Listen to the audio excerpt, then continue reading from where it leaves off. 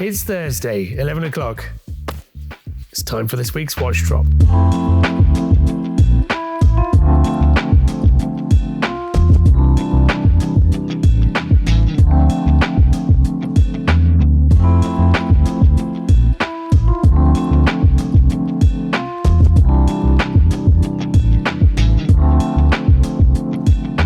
This week, there is undeniably a focus on dress watches and primarily watches from Patek Philippe, but there's a very, very special Breguet that I want to jump into, and I guess there's some interesting stuff from other brands like Grand Seiko and even Rolex. So I'm excited for this one. Let's jump into it.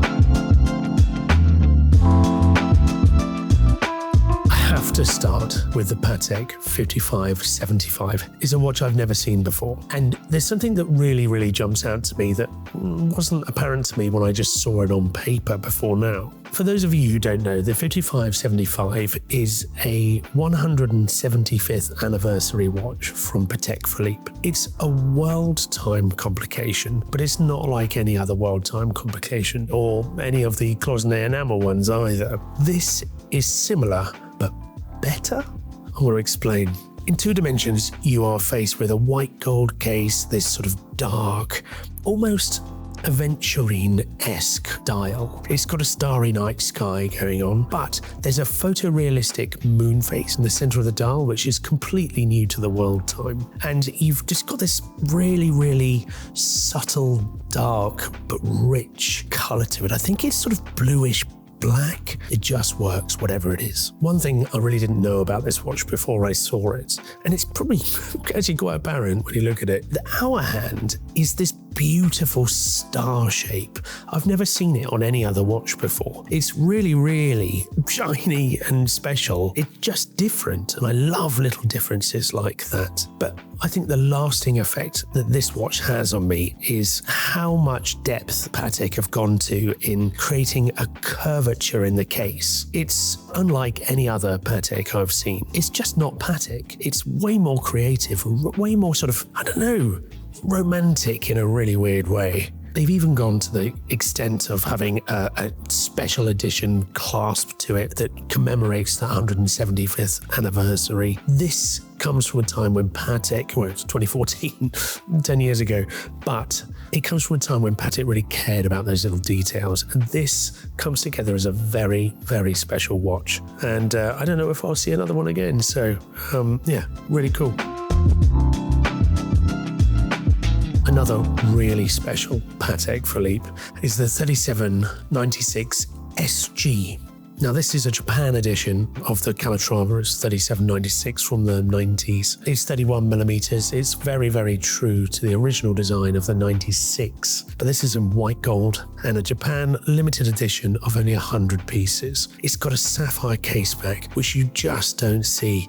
And the finishing's amazing considering the size of the movement. This one is extremely sharp. And it just reminds me that salmon and white gold, when it comes to Patek, it's just the winning formula. It's a really special watch.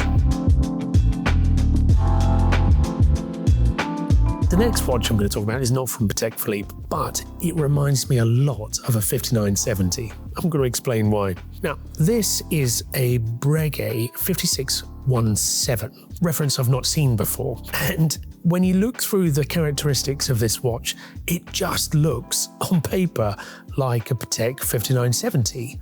Why? Well, it is a chronograph and a perpetual calendar. It's a manual wind watch, and it has a Lemania base to the movement, the Lemania 2310. All of those characteristics are true of the 5970 from Patek Philippe. And one thing that you get with this watch is a slightly different arrangement of the subdials. Something that comes together in perfect symmetry.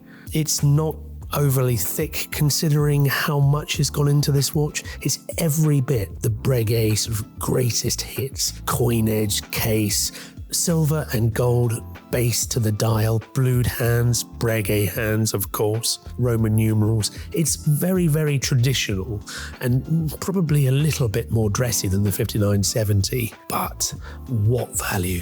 when you compare the two watches side by side, this one's a quarter of the price. I just think it's an amazingly overlooked watch. Really special. There really is such a buzz going on about Breguet at the moment. Let's keep it going. Great watch. Another Patek dress watch. This is the 5205 in white gold. We see these quite a lot, but actually you don't really see this sort of grey and black sector dial. I guess it's quite a rare variant. It's an earlier one, but they're so beautiful. And these watches, again, you look at them in two dimensions and you miss all of the design of the sides of the lugs, which are scalloped and skeletonized even. It's a really, really ergonomic watch, and I just think it's very, very good. Really lovely watch. Next up, a Patek 5140G. This is an earlier one actually, and it comes with a Geneva hallmark, Geneva seal. And this comes from a time when, well, frankly, Patek didn't mark their own homework. This is when they actually had to submit watches to a greater authority for them to say, yeah, that's pretty good, and we'll give you a stamp of approval. So it's quite a collectible reference. The condition is insane. It's actually a little bit overlooked when you consider the popularity of the 3940, and it's just a very, very versatile perpetual calendar, ultra thin, micro rotor. What more could you want? Next up, I'm going to talk about another dress watch from Patek Philippe. Shock. This is the 5170R. Now, it's a bit of a favourite of mine, this manual wind chronograph. Beautiful, beautiful in-house movement. This comes from a period after the Lemania-based calibers that Patek were using. This one has beautifully applied Breguet indices, perfect balance to the dial, lovely matte black, which just contrasts so well, I think, against rose gold in the case. The execution of this watch is just spot on. I think it wears so well. And that case back is excellent. A couple of rectangular watches next. This one is a neo-vintage Vacheron Patrimony. It's quite striking, actually. I tell you what surprises me about it. You've got a very strong, vertically brushed dial, two-hander, brilliant. But it's when you look at the side of the case, it's a bit like a bourbon biscuit. You've got this sort of thick top and bottom to the case. I guess the bezel and the case back. Then you've got a recessed mid-case, which is, I guess, brushed. Yeah, it is brushed in amongst those two sort of polished biscuity outers. Oh dear, I don't know. Absolutely delicious. Just don't dunk it in your tea.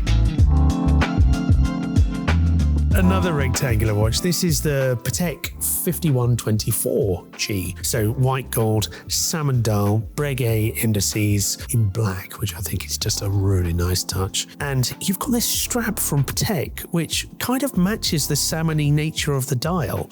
I think it goes really well. Very Art Deco case with stepped flanks to the case side, and really nice to see an open case back with a movement that's designed for the Gondolo. It's a rectangular shaped movement, and I'm really pleased to see that Patek have created a movement that fills the case back and is perfectly suited to this watch. I'm going to move on now to a couple of sports watches. There's one dial on the table that is just catching my eye as I look down, and it has to be this. It's a Grand Seiko SLGA025. There we go. Now, I've said before that Grand Seikos really throw everything at their dials, but some of them have a lasting impact. Some of them are really that much more special than the others. And I wasn't aware of this watch until today, but looking at it now and seeing it under these lights, the dial is exceptional. It makes me want to go on holiday because I look at it and you've got that sort of turquoise, sort of beautifully greenish blue sea looking dial that you get when you go somewhere tropical, and I'm overdue a holiday. So I love this thing. I really, really do. I mean, what's not to like? You could look at that dial all day. It's a great watch. We haven't spoken about sports Rolex for a little while, and there is one on the table here that's catching my eye. Not because of any particular rarity to it, but this is a watch, it's a reference 16800 that has just aged really, really gracefully. The bezel, I believe, is original. It looks original, but it has this wonderfully bluish tone to it. The dial is matte black. You've got those sort of thick, fluffy lume blocks that haven't gone yellow, but they're kind of creamy. And for whatever reason, this one's on a leather calf strap, and I just think it goes really well. These watches don't have to be worn as sports watches. They can be sort of smart casual on a leather strap, and I think this is a great reminder how versatile and how, I guess, iconic these Submariners really are, particularly the sort of 4 and 5 digit versions. Really cool watch. So that's this week's drop, a real eclectic mix of dress watches, sports watches, something a little bit different here and there. Now, I think a few of these watches are just going to fly out the door, so do hit the website, try and find the ones before they go off to their new homes, and I'll see you same time next week.